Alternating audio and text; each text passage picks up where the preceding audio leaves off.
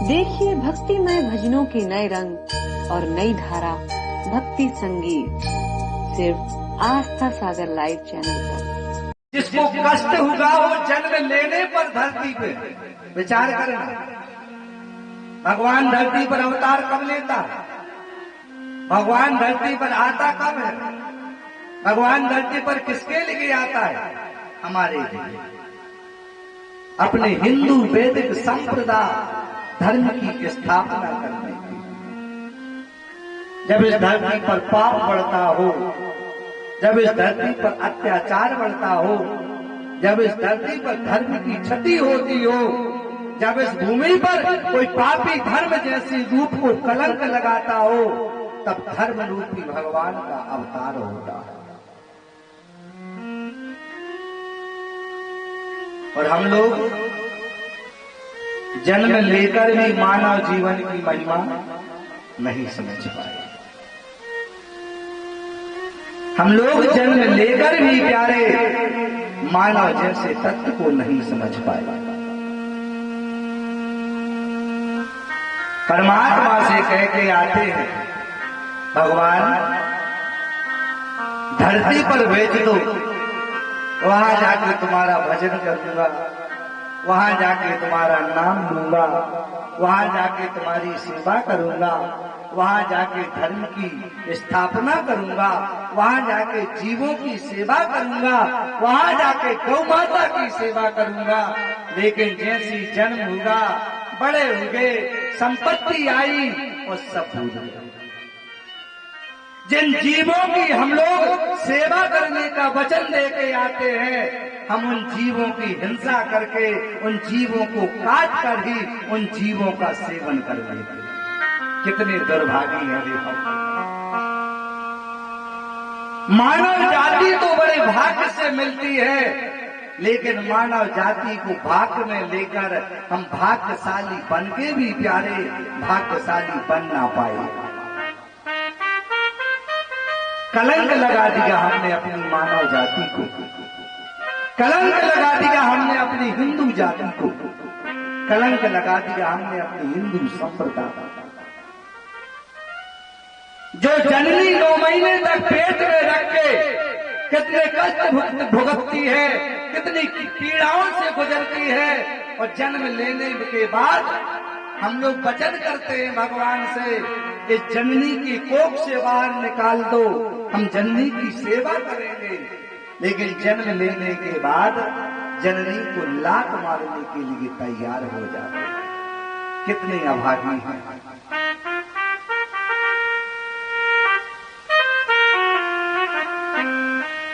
जीवन में हमारे 5 गुरु हैं, याद रखना।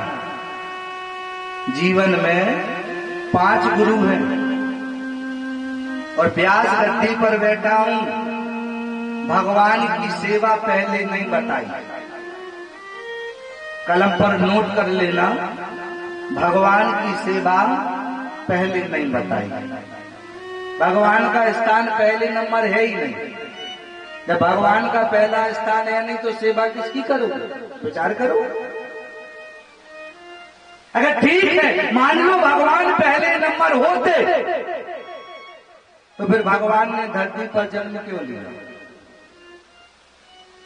भगवान अगर पहले नंबर पूज्य होते, तो भगवान धरती पर मानव रूप में जन्म लेके आए क्यों? भगवान पूज्य नहीं है, भगवान पहले नंबर नहीं बताए। तो भगवान ने यह कहा है, हमारे तक पहुंचने के लिए जीवन में 5 गुरु बना लो। कलयुग में अगर किसी नेता के पास जाना है, किसी विधायक के पास जाना है, किसी मंत्री के पास जाना हो, तो डायरेक्ट तुम में इतनी क्षमता नहीं है तो तुम विधायक या मंत्री से मिल लो। उनके चमचों से मिलना पड़ेगा, पहले उनके चपरासियों से मिलना पड़ेगा, उनके पीए से मिलना पड़ेगा, तब तुम वहां तक पहुंच पाओगे। तो ये तो कलयुग रूपी विधायक है, कलयुग रूपी मंत्री है, 5 साल के लिए पद मिलता है, लेकिन वो तो सारे जगत का मंत्री है।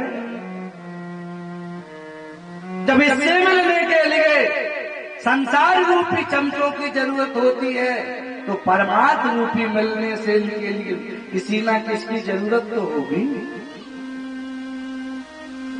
भगवान ने कहा है अगर मुझसे मिलना है तो जीवन में 5 लोगों को पकड़ो,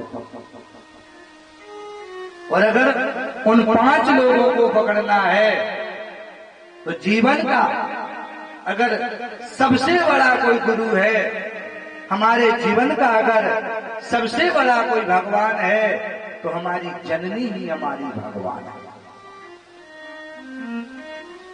जब भी जीवन में कोई विपदा आती है, जब भी जीवन में कोई कष्ट आता है, जब भी जीवन में कोई परेशानी आती है, तो जन्म देने वाली जननी ही हमारी पीड़ा को समझ पाती है। जीवन का अगर हमारा कोई भगवान है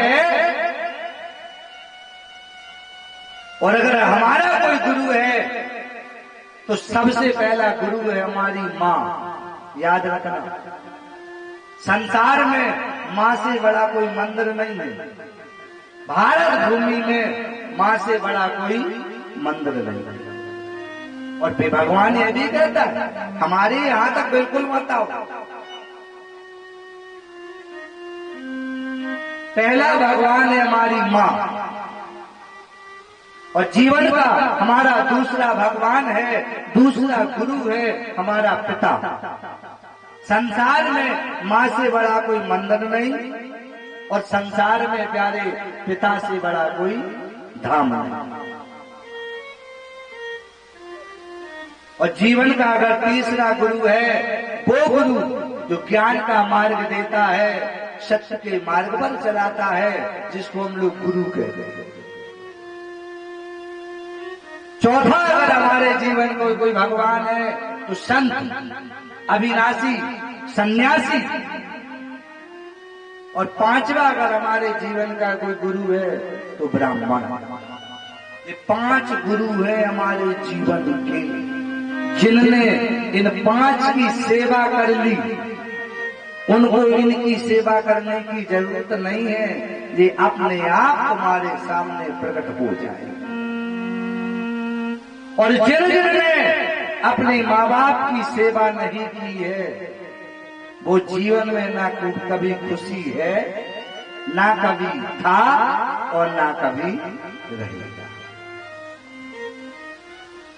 और जैसे ठीक है, मान लो पहले नंबर जेई है, तो कुछ लोग कहते कि भगवान ही सब कुछ है, माँ बाप कुछ नहीं, उसने तो केवल जन्म दिया।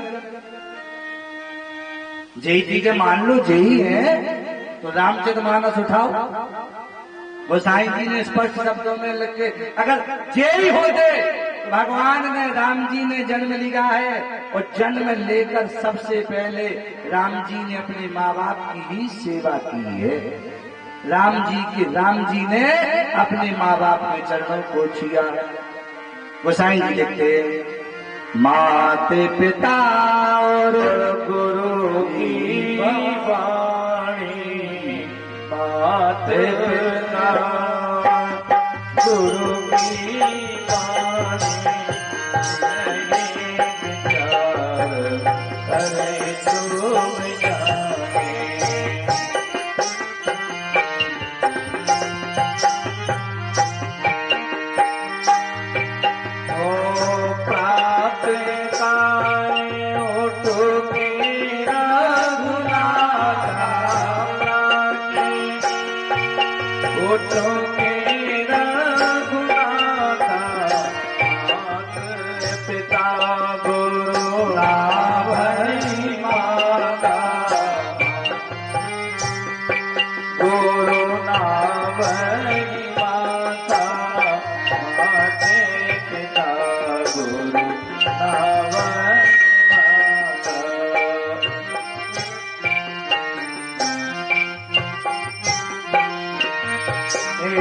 गुरु के तुम्हारे बंधु भाई,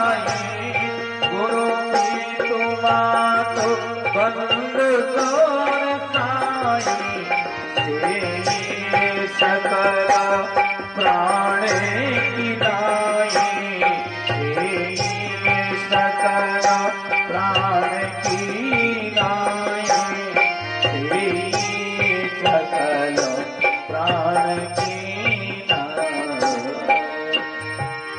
सबसे पहली सेवा बताई है अपने माँ बाप की सेवा। जिनने प्रातः काल उठकर माँ बाप के चरण छू लिए, माँ बाप की सेवा कर ली, गुरु का सम्मान कर लिया, संतों का मान रख लिया, ब्राह्मणों का सम्मान कर लिया, उसके जीवन में कभी अमंगल नहीं हो सकता। जो स्वयं मंगल के प्रतीक हो, उनके जीवन में कभी अमंगल नहीं हो सकता। ऐसी भगवान की कृपा और सर्वदेव सदगुरुदेव भगवान की कृपा से भगवान रूपी चरित्र, वेद भी यही कहता है, पुराण भी यही कहते, शास्त्र भी यही कहता है कि संसार में आए हो तो जिन्होंने जन्म दिया है उनका सम्मान करो। और हम लोग यही तो सब कुछ भूल बैठे, अपने माँ बाप का कोई सम्मान नहीं करते। अगर इस भारत भूमि पर संसार में कोई सबसे ज्यादा दुखी है तो 3 लोग दुखी हैं, याद रखना। इस भारत भूमि पर संसार में अगर कोई दुखी है तो सबसे ज्यादा 3 लोग दुखी हैं। एक तो बूढ़े माँ बाप जो दर की ठोकर खा रहा है।